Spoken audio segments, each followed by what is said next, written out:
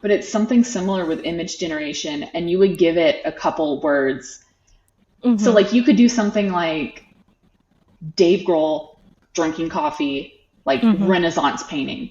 And it's either going to give you like the best thing you've ever seen or like nightmare fuel. There's no in between.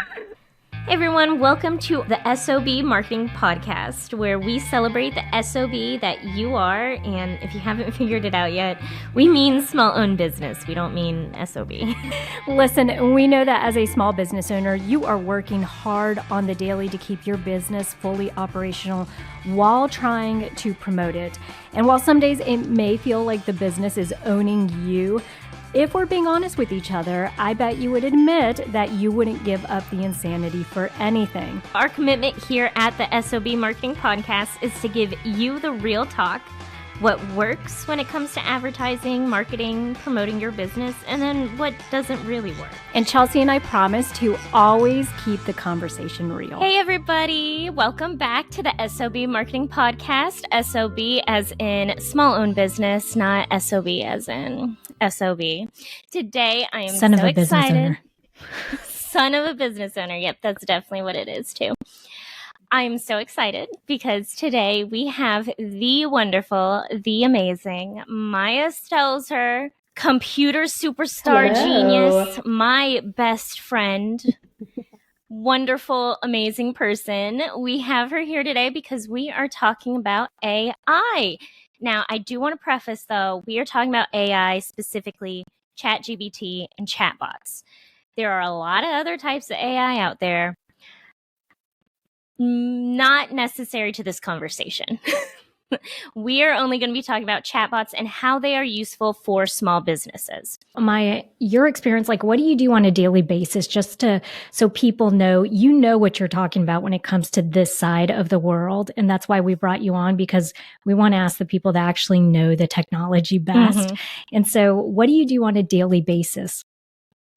I'm a computer wizard. People come to me when their computer's broken and I wave my magic wand and I fix it. But yeah, I'm your local computer technician. Awesome. And so you have to stay up to date with all of this stuff that's trending and all the new technology coming out, because you're supporting a whole team of people who are looking to you to be able to, troubleshoot this stuff on a daily basis. Yeah, exactly. We have the company I work for is pretty big, so everybody has their computer set up exactly how they like it. We cross multiple different operating systems, a million different programs. So, you know, I try my best to make sure I'm up to date on all my computer stuff. Yeah, and as for small business owners, Chelsea, I think you'll agree with this. They're running a small business. They're doing the day-to-day operations. They're managing staff and team members. They're trying to keep up with their marketing, all this other stuff. The last thing they're going to be doing is going online and actually diving deep into what the new technology is that they could be using to help them accelerate or to, make more sales. And so I think that's where today we're hoping the key takeaway from this discussion is we want to just kind of clarify some things that maybe people are misconceiving about AI. And then also, giving them not red flags, but things they need to be aware of, because Maya is very much, we always joke because Chelsea, she gets onto you quite a bit, right? About QR codes, downloading random stuff to your phone. Yes. Yeah. Don't do that, y'all. Yeah, Please don't do those Please things. don't. And I'd like to point out, I don't do those things either. Okay, just clarify. And we're not referring to QR codes that small businesses are putting up for their menus. We're talking about, Chelsea told me one time, walking downtown and QR codes being on light post. Yes. I can't. Oh my gosh. Please don't scan those. They were light. Please know what website you're going to. Let's go ahead and just clarify what AI is, because I know, Vivian, you and I were having a conversation where you were talking about how a lot of people misunderstand ChatGPT or AI as being sentient. It's not. Artificial intelligence can be kind of misleading in this sense, because it's intelligent, but it's not intelligent. Do you know what I mean? Maya, could you please explain? Okay, so I'm only going to talk about chatbots. I'm not going to get into Mm-hmm. any other type of AI. But Okay. essentially how ChatGPT works, right, is they have these massive data sets that they train their computer models on, right? Mm-hmm. So much data that we don't have access to. And so whenever we use ChatGPT and we ask it a prompt, the computer is sort of thinking and reflecting on all the data that it has to give you a response. Mm-hmm. If that makes sense. It's And just generating text. So for me, the way, because I'm older than both y'all, but the way I think about it, because Google was really the one thing for us that generationally changed the internet. And so I know when I was first researching a lot about this AI stuff, because it was new and unfamiliar to me, I didn't really know application wise how that would work for a small business. But when I started reading about it, I'm like, okay, so it's not the compute. Chatbots and ChatGPT are still very much reliant on a group of people having to train it to extract and to provide the same information. The one thing that's really different in my mind between that and like a Google search engine is, for one, you're not relying so much on keywords. It's a little more intuitive than that, right? Because they're training it better. Yeah, it depends on what type of chatbot you're using, right? Like ChatGPT, I think, got so popular because its computer model is so good at giving you good output. But there's some awful chatbots out there, and they are the ones that have been told, hey, if somebody enters, I don't know, like help, it's going to list a bunch of like support articles. So there are some chatbots that do keyword searching, but they're not really super useful. So I'm glad you brought this up, though, because I think maybe that's the one thing everybody equates AI with ChatGPT right now. But to your point, that's not okay. So Google is working on their own one. It's right? called Bard. They're on like Yes. Yeah. Okay, so they're working on their own, which supposedly, I guess they're lagging, or they were, because it took a lot longer for them just to kind of put it together than ChatGPT. So ChatGPT was kind of the first one to get super popular. But as the years roll on, like you're saying, Maya, we may see, I don't know, 100 different iterations of chatbots that we can use. Yeah, exactly. I don't know about Vivian, but I actually personally use Copy AI. So it's a chatbot, but it's specifically created for small businesses to help them with like captions or with copywriting. It's to help with copywriting. But that's a great example of not a very popular one that people do still use. I still use it. That's interesting. I've never heard of that one. I love it. That one is, I think, Chelsea, isn't it more so it's really good for like social media captions, writing emails, all of that stuff. So it's a lot of the content copywriting type thing. Yeah. The other exactly. thing, I think I started my train of thought and didn't finish it, but another way that the surprising that ChatGPT is a little different than like a search engine like Google is also because of the way it interacts with the end user. So for example, when I go to Google, I don't typically type in questions or paragraphs or anything. I type in a very basic, like, chopped up phrases of something that I want, because I'm like, okay, the better I get the phrasing down, the better it's going to give me the content I'm looking for. But really, I think the difference and why people may think it's a little more sentient. Did I say that right, Chelsea? You did. Okay. So it being sentient is perhaps because it feels like you're talking to somebody, right? Right. Yeah, it does. I think I had read somewhere, isn't it it feeds it like language to some extent, so it knows how to reply back? Yeah, so I assume that their data set would contain a lot of just human conversation. So the reason we are having this conversation today, I'm sure you've heard it. Everyone right now is saying small businesses need to be using ChatGPT. They need to be using AI so that they can be efficient and get better ideas and stuff like that. We're not saying that's wrong. And we're going to go into ways that small businesses can use ChatGPT. But we do want to say there are a couple of things that you need to be aware of before you start using this system. To start with, plagiarism. It might not be something that you're thinking about, but if you're asking ChatGPT to help you write a caption, just remember that it's pulling information from other sources. So you might plagiarize if you just copy and paste its response to whatever you're using it for. So make sure that you're actually, if you're going to use any of the content it creates, any of the wording, you might want to touch it up a little bit, change it, make it your own. You need to touch it up, absolutely. Yeah. And the thing is, too, I think best practice is you don't want to be using it for having. It's weird. I feel like a lot of people are like, and y'all, I'm in these Facebook groups. I know y'all don't use Facebook. I'm in these Facebook groups. Yeah, Maya's like, no, Not really. not really. But of these women that are entrepreneurs, and I kid you not, they use these prompts like to get people to solicit, whatever free download they have.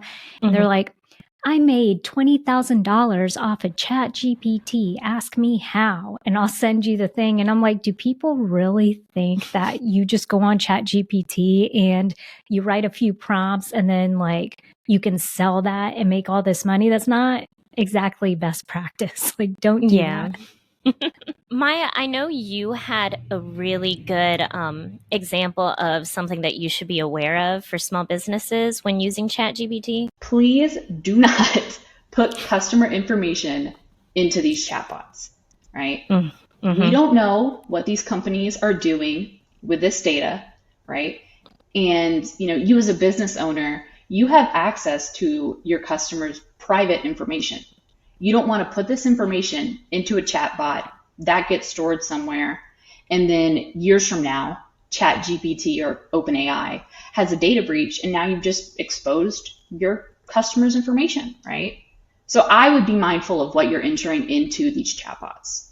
I am so, so, so glad you said that, because y'all remember, if you are, as a small business owner, if you are collecting any data like names, email addresses, cell phone numbers, because you want to text them, you're putting them on a text list, you are specifically, you're supposed to be, you have a little asterisk and a disclaimer that you're supposed to be telling them how you're going to use this information. And like Maya just stated, you're not sharing that typically. Like no one is going to agree to sign up for your text email list or your email list if you're saying, hey, I'm going to share my information with, your information with all these other people, all these other businesses. So, and I think that's a great point, because you might not think about, I've seen a lot of like YouTube videos and like tutorials on using ChatGPT to organize your information or something like that. I think it'd be so easy for a small business owner to be like, oh yes, I can organize all of my customers' information easily. Don't do it. When I was thinking about data privacy concerns with ChatGPT, I was like, well, what if a small business owner has a customer that hasn't bought from them in months? And so they turn to ChatGPT and are like, hey, so Sally hasn't bought from me for a while. She lives in this city. This is her demographic information. How do I target people like Sally? That might be innocent, but you're still giving information out about Sally, right? Oh, that's such a good example. And that's a great point, because I do know Chelsea, the other day, the last podcast episode we did, she was talking about how getting, the more specific you are with the prompt, the better the information you're going to get. So it's not too far of a leap to think that maybe one day in a future case, someone might feel like, oh, well, let me just give them all the specifics so that way they can give me a really good answer, and then you're opening up yourself to liability or whatever else. Yeah. Also, if we're talking about things to be aware of with ChatGPT, I do want to point out that ChatGPT only has information up to 2019. So if you're looking for information that's fairly new, it's not going to be able to help you. It's not going to have up-to-date information. I have also seen a lot of people saying, oh, you should be using ChatGPT to figure out SEO keywords and to find hashtags that are going to work the best for you. it's not going to be useful because it only has information up to 2019. So it's not going to be things that are trending now. That's really crazy. So you're telling me if I type into ChatGPT right now and I'm like, who is the owner of Twitter or X, formerly known as Twitter, it's not going to tell me Elon Musk? All of the research that I have done, it has said that it only has information up to 2019. Now I kind of want to test it. That's weird. Well, I'm about to test it. Okay, you're going to test it. Yeah, because I didn't know that either. Yeah, I mean, that's bizarre. Mm-hmm. It would make sense if they have out-of-date information. I did extensive research. You know me, so I was looking it up. Oh, listen, as of my last knowledge update in September 2021, the CEO and co-founder of Twitter was Jack Dorsey. However, please note that situations may change since then. So, Chelsea, please keep that in the podcast, because I think that's a huge misconception. I thought surely it had more relevant information, but y'all, this prompt from ChatGPT is specifically telling us that it last got updated September 2021. So the information, like Chelsea's saying, may not be as relevant as you think. Yeah, absolutely. Man, I also didn't know that. That's for trending stuff. That's kind of a big deal. Yeah. Well, I mean, you could. It's just going to be trending in 2020, 2021, 2019. Yeah. 1982. 1982. I wasn't alive yet. Do you love making crafts and working on your small business but struggle to get them in front of customers? Do craft fairs, events, or pop-ups leave you feeling overwhelmed or frustrated? Introducing Rock Your Fair, the course designed to help you succeed in the world of craft fairs, pop-ups, and events, created by 2 marketing professionals with over 15 years of experience. Rock Your Fair is perfect for anyone who's new to the game or just wants to step up their game. Our step-by-step approach will guide you through everything you need to know, from choosing the right events, to setting up your booth, to marketing your products effectively. And you know what? You'll also get access to us for personalized coaching and feedback so you can put your best foot forward. Do not let craft fairs, pop-ups, and events hold you back. Sign up for Rock Your Fair today and start rocking your way to success. For a limited time, get access to our free mini course. Simply head over to our website at www.theseasonmarketer.com and click on workshops. We told you guys all the reasons why you need to be wary of ChatGPT. We're not saying don't use it, though. It can still be very helpful. So how you can use it as a small business, you can come up with content ideas, social media captions. You can use a chatbot on your website. So I think that's something that we forget, that it's AI, but that is a form of AI, is having a chatbot on your website.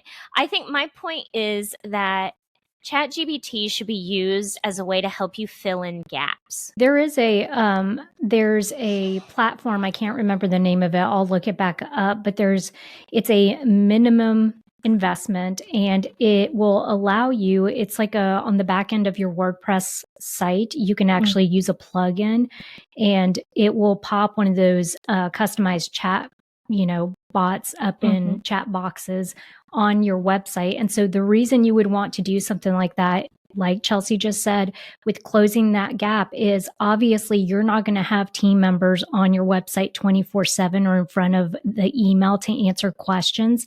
This, you preload the information, you tell it what to specifically say whenever people ask certain things.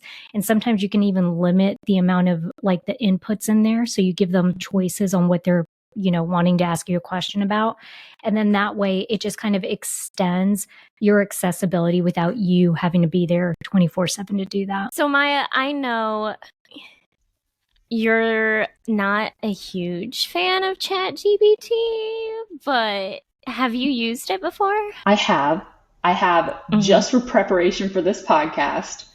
And I was asking it to give me like business writing, right? So I think I had asked it something like, give me an elevator pitch for a company that's selling candles. And what it gave me was good. Was it generic? Absolutely. But I was like, okay, I could take that if I were to actually have a company, add my own personal story in there, and then take that and give it to marketing professionals like you guys to spruce it up and have a really good pitch to go out there. So I don't use ChatGPT a lot. I can appreciate how it can be used to save small business owners a lot of time, to get rid of all that mundane stuff, that stuff that they don't have the time to focus on. Yeah, and I think that's what we're focusing on here is, like I just said, it's filling in the gaps. It's helping you cut down on time. It shouldn't be any response that you get out of ChatGPT should not be the final product. You should be working on it. But yeah. I just thought of something, and Maya, I want your opinion since I have you here right now. Code. So if you're a small business owner who's trying to do something on their website, should you ask ChatGPT for help with your code, or is that a no? Okay. If you're coming into it with knowledge on web design, building websites, and you already have that knowledge, and you just have here's my code, this isn't working, any recommendations? Yes. But if you're brand new, I would advise against that. Chelsea, it's so funny you bring this up because I literally, we have a client where I'm helping with some of their WordPress stuff, but they hired a company that does like those very generic mock-up stuff. And so I had gone in there for that reason specifically, Maya, because something wasn't working correctly. And I was like, you know what, let me copy and paste this code in there. And I'm like, can you tell me where usually it's like a syntax error or something like that. Right. Yeah. So it's like, can you spot it? And what I was impressed by is, and I've seen this on YouTube as well when they do it, it not only tells you where the error is, but it'll give you like a description or an explanation of why that needs to be addressed. It's interesting, but I would advise against using it unless you have prior like coding web design knowledge. So basically Maya's saying if you want to build a website, contact website people, experts, people that do it. Don't rely on ChatGPT to build your website. Definitely. Well, and I think that's a great point and something that I do want to talk about. AI should not take over a project that should be done by professionals. So if you're trying to create a new logo, hire a graphic designer. Do not ask ChatGPT for help because that is something that is too important to be generated and generic. When Maya earlier was mentioning the different organizations that could do chatbots on their own, Canva is a platform that's typically used. If you're a small business owner, probably 99% of you out there know what Canva is, right? So you're able to use it to put together social media posts, flyers, all of that. And they have a ton of preloaded templates. You can even do videos on there. But they release something called Magic Write. And so it's like their AI version of that. And Chelsea, I think you have used it to try to create, I think the other day I saw you doing this in the car, you were trying to create some type of image because it will generate an AI image, but it all looks very funky. All of it. Like the hands look weird. So Magic Write is specifically for creating like word content. Verbiage. Verbiage. Yeah. Thank you. I couldn't think of that. But they have also like Magic Edit. So you could select a part of a photo and say, okay, this part of the photo, I actually want you to change it to something else. And then you can tell it what you want to change it to. But the thing is, it's not clean enough, and it's not like they definitely still have a lot of work to do because I had asked for a woman fixing her face, and like the eyes were tilted and the face shape was just not right. She didn't have hands in one of the images it created. It was not good. I was in the car with you, so I think you saw I just gave up. I was like, never mind. I'm just going to try to find a photo that works with what I'm trying to do because it just... You know what we're going to do? Next week, I'm going to send you a picture of me with my hand like this, like just raised. I'm going to ask you to see if it could generate a Spock hand, or wait, what's a Star Trek hand? I know what you mean. The long and prosper. Yeah. I can't even do it. You could do it. So that's why I need AI to help me out. Maya probably regrets being here right now. No. Oh, I forgot the name of this company or this site, but it's something similar with image generation, and you would give it a couple words. So like you could do something like Dave Grohl drinking coffee, like Renaissance painting. And it's either going to give you like the best thing you've ever seen or like nightmare fuel. There's no in between. Image generation is not where tech is right now, or text is right now. I figured out how all these women are making like $20,000 from AI. That's it. They're putting this stuff on t-shirts. That's got to be it, right? Dave Grohl, Renaissance. Yeah. Painting, drinking coffee. Okay, so I will tell you, and this is a very legit question that I have. So AI headshots are all over the place. If you have a LinkedIn account, I know you've seen them. Everyone and their mama has put their stuff in AI, headshot generators because they make you look good. Okay. So here's the thing is I've always wondered in order to use it, right? So it's pretty affordable. It's like $30 and it tells you to upload 30 images, right? You could take them on your phone. And then it will generate, you give it like a couple selections on what you want, and then it will, spit out however many images, like 5. What are they doing with those images? Do you know? With your photos? Like after they generate your stuff? Yeah. I assume that they keep it, right? And use that data to train their AI bots. See, that's so crazy because I'm such a little conspiracy theorist. I'm like, oh my gosh, like they're going to be watching me every time I go into like the gas station now, the facial recognition. Now I've given them 30 of my photos. They know my face. I'll say first off, Vivian, you have a driver's license, so they already have your face. But second off, that's a really good point. And You're I so think practical. Thank you. I'm just saying. They already have your image. But my point is, coming back to what Maya said earlier, like, they keep all of the information, everything you put into the chatbot, they're going to have access to. And like, if you really wanted to go out there to these individual companies, I'm sure they would send you like their data privacy policy. But rather than try to read all that documentation, I would just assume that they're keeping my data, right? Unencrypted, just for anybody to access. Because you want to be careful, right? You want to make sure whatever information you give them, you're comfortable with anybody knowing, anybody seeing. Yeah. Yeah. And it's funny because now that Chelsea has talked me off the ledge about them already having my driver's license photo, I'm like, I do also post like 50 photos of myself on Facebook. And somehow I think Facebook isn't sharing that information with anybody. Okay. Exactly. They're the worst for that. Exactly. Okay, so I just want to remind everybody that just like every other technology, whether it was search engines or you guys don't remember this, but the actual internet, there was a time when I was alive where we did not even have the internet, which is bizarre to think about. But there are two things, I roll. There are two things that always stick out to me. For one, it's the pace of technology. And so I do want us to touch on and ask Maya, are you surprised by how quickly this stuff is evolving or? I'm not, right? Chatbots, AI, it's not a new thing, right? I was a little surprised when ChatGPT blew up how it did, because this stuff has been around. Tech is a field that evolves very quickly.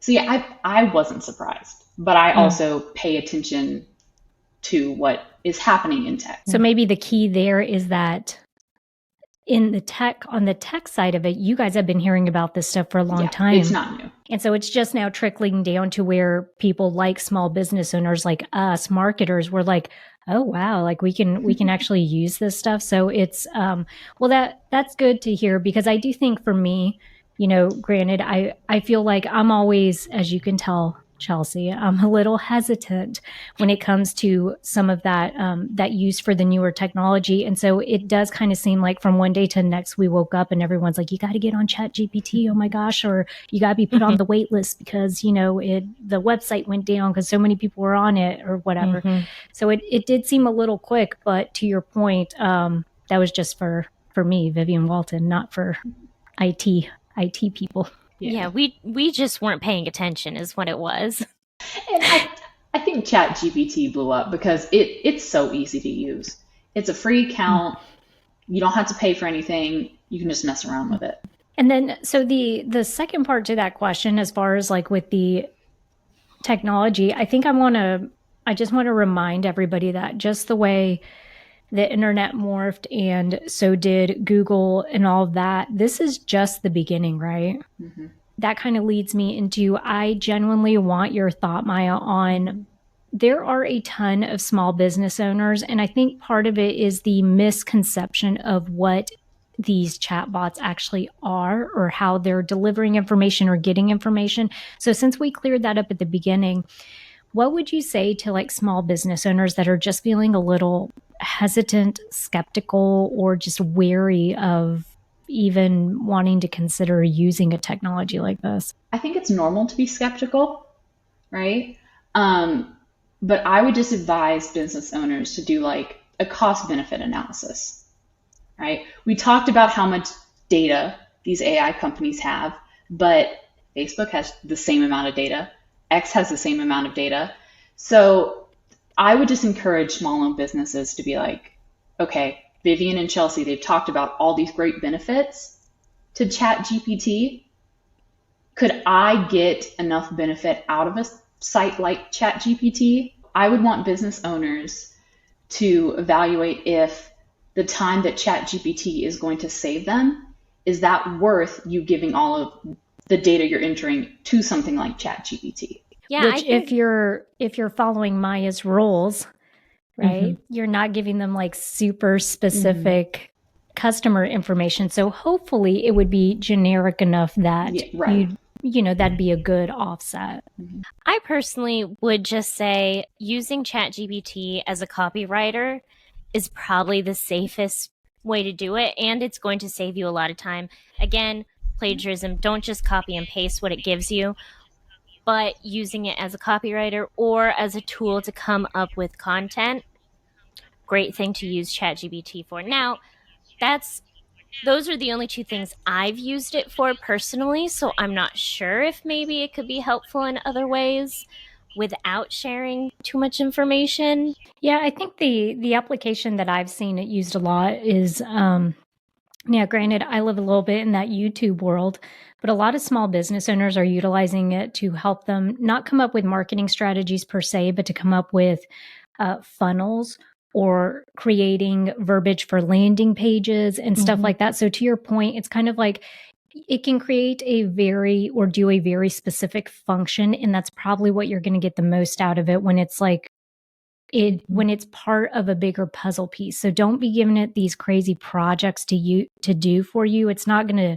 do all that, but you can have it help you just segment out projects and do, certain functions within those projects.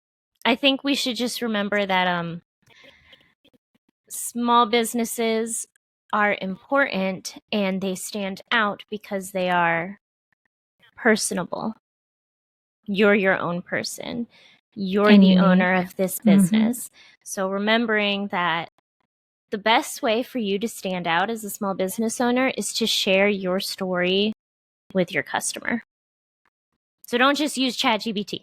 There's a time and place for it. And hopefully, I know we've talked about doing a mini course or something, Chelsea, that just kind of gets the right information out there, doesn't overpromise or overdeliver like a lot of these videos I watch all the time, or even people on Facebook, they're just constantly, promising that AI is doing stuff for them that it's not. And it's like, it's got a time and place, but let's hone it in and actually talk about this other stuff. Everything that Maya just listed as far as, precautions and things you need to know, all of that should be included, and people need to know before they start utilizing it, because there's probably nothing scarier than using something you have no clue what it's doing, right? Yeah. Maya, do you have anything that you want to leave our audience with? Any little tips, any little trinkets of knowledge? So I feel like I was a little doom and gloom, but I am really excited for AI. I love AI. I'm so excited to see what it does. I'm a big old tech nerd.